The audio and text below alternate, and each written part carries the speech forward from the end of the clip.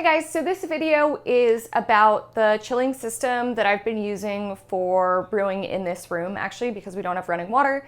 I wanted to give you this before I give you the brew day where I actually use it, just in case you have any questions. I've used it twice now, and one thing I can say is that you really need to get your chilling water down to as close to freezing as possible. I did it in the video that'll come out next with 32-degree water and then some ice. And the next time I didn't put my keg in the kegerator early enough.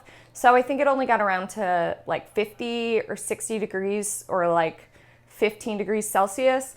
It just didn't work as well. I got my beer down to I think like 100 degrees the second time I did it, but the first time I got it down to 85, so that's great. So that's just something to keep in mind when you're doing this, and here's the video. Hey guys, today I'm going to kind of troubleshoot and show you how to build a cooling system with a plate chiller if you don't have running water to connect it to.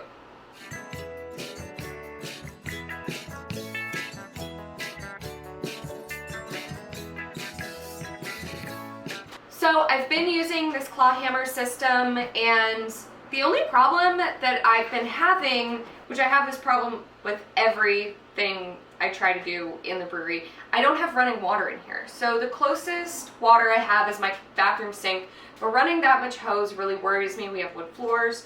So I've been trying to think about an idea of a way to kind of recirculate water from one kettle to another to chill down the beer, at least to 120 degrees. So I have a stasis glycol system, and with that system I can take anything from 120 degrees to whatever my fermentation temperature is, but I can't take it from boiling to 120 degrees. So that's what I'm going to try to figure out with you today. So my idea is to have another kettle with cold water and some ice in it, and then basically run that through the plate chiller as I'm running the wort through the plate chiller, instead of like running a hose from my faucet or from my hose spigot. That way we save a lot of water, so we're only using 5 gallons to chill down this entire batch, versus like I'll end up running my plate chiller for like 15 minutes, and I'm sure that's a shit ton more water. The only thing is, this is gonna take some engineering.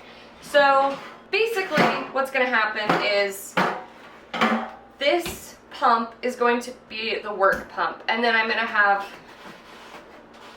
this pump be my water pump. So first thing we need to figure out is where to plug in the water pump. So okay, we have the water pump.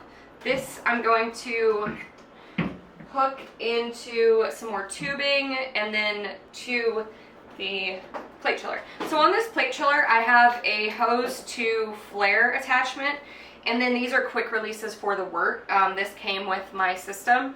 And then I have just some flares on the pump as well. So these sizes match. Okay, so this is going to be my chilling kettle. So in this, I'm going to put 5 gallons of 33-degree water that I've been holding on to.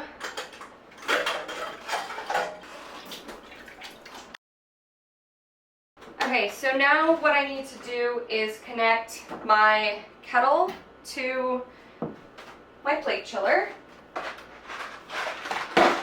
I'm going to do that with this tubing and a hose clamp. Okay, so we're going to put our hose to our in on our pump.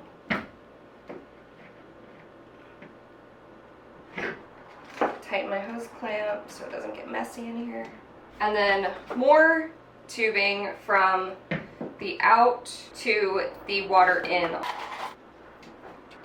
So then this guy goes right on our water in. Need a hose clamp first though.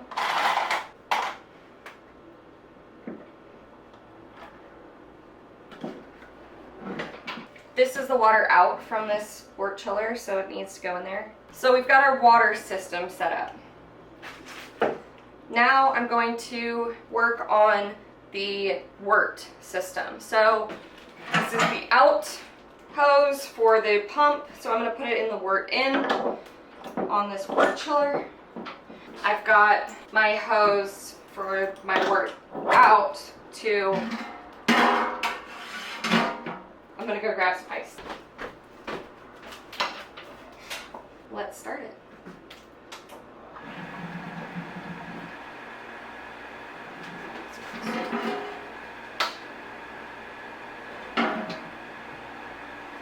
Okay, so our wort is flowing. Now let's cross our fingers with the water.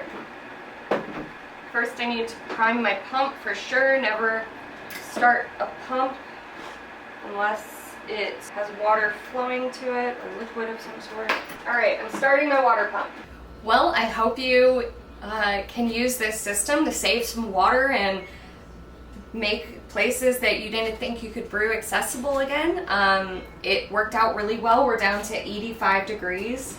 And I'm just gonna throw on my glycol system now to get it down to lager temperatures, but you can totally just let this sit in your, wherever you're fermenting and drop down to temperature. It'll probably only take like about an hour, but we definitely got it past the scary points where it's gonna take all night and you risk infection. So shouldn't take very long to acclimate to your room temperature, and then you can pitch your yeast. So I want to thank some of our newest members for joining: Truman Griffin, Kenny Joe, Jansen Edwards, Oscar Holm, Halvard Skilrud, and Mitch Philback. Thank you guys so much. You guys are making my dream of opening an independent brewery a reality, and I really appreciate it, and hopefully we can get to work soon. Thanks for watching, like and subscribe. Oh, I'm an idiot. Murphy's Law. When you're trying to do a double pump system, one of the pumps will come.